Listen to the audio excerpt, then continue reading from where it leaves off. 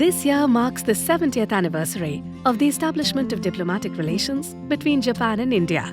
Amidst various commemorative events that are being organized, Mitsubishi Corporation India was appointed to chair the executive committee and held the Ideathon project as an experiential, issue-based youth exchange program.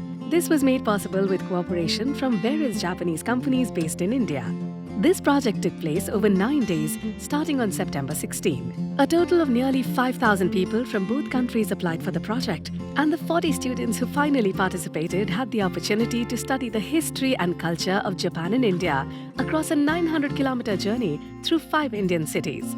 They debated to come up with solutions to the challenges that lie ahead for both countries and to explore ideas for the future of cooperation between the two nations.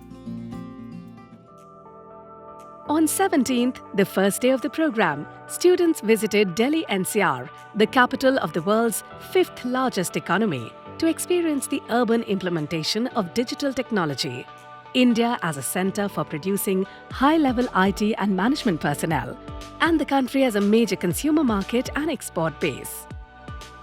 For Japanese technology, they visited NEC's digital authentication technology at the Metropolitan Development Authority site, as well as Honda's motorcycle factory site, which is a strategic export base.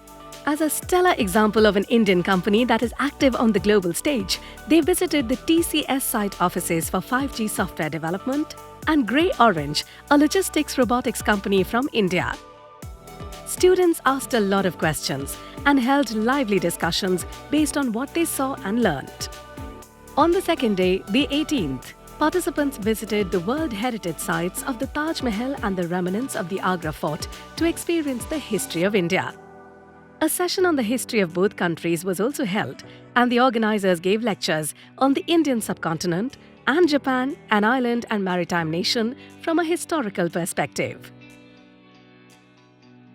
In addition to explaining the historical, geographical and cultural similarities and differences between the two countries, and now with the new expanded Asia taking shape by the meetings of the Indian and the Pacific Oceans, with a focus on the geopolitical importance of India and Japan, both of which are located at both ends of the two seas, the importance of strengthening cooperation in the future was also explained. In addition, the students gave presentations on the history of both countries, which was a pre-work assignment. Indian students gave presentations on the mutual cooperation between Japan and India before and after World War II, and ancient Indian religion, while the Japanese students gave presentations on Japan's pre-modern social stratification system and unique Japanese culture such as haiku. On day 3, the 19th, participants visited the British Residency, which played a central role in the Sepoy Rebellion, ethnic resistance movement against British colonial rule in Lucknow, the capital of UP state, which has the largest population in India. Also, heard explanations from Coldwell banker Richard Ellis, CBRE, and compared the old and new areas of Lucknow. Participants also realized the scale and speed of development in regional cities in India. On the 4th day, the 20th, the participants visited the Makino School of Continuing and Non-Formal Education in Prayagraj, Allahabad, an institution that has been promoting organic agriculture based on Japanese technology since 1974. The participants understood the significance and difficulties of implementing organic farming based on Japanese technology in impoverished rural communities in India and discussed methods to achieve self-reliance and small-scale women farmers and develop rural communities in a different way from the past. The final city, Varanasi, was home to the participants between September 21 and 23, during which time the various teams worked hard on the presentations that were scheduled to take place on the 23rd. The venue for the event was the Varanasi International Cooperation Convention Center. The center was constructed with Japanese ODA by former Prime Minister Abe in response to Prime Minister Modi's offer at the Japan-India Summit meeting. It is affectionately called Rudraksh, in the hope that it will become a symbol of wisdom. In the run-up to the final presentation, each team spent 3 days in intense discussions on the theme of ideas or business ideas that can solve issues facing both countries and deepen exchanges based on areas in which Japan and India are strong or unique. On the final day, the teams delivered excellent and enthusiastic presentations. The first place winner was Team Marai. The team received high acclaim for its presentation of a digital matching service that connects outstanding digital talent in India with Japanese companies.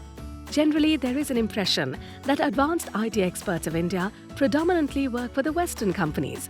But in reality, the idea was to capture the reality of the young and talented class who struggle to find jobs from the perspective of their age group, and included suggestions on issues such as how to overcome the differences in language and working culture between Japan and India.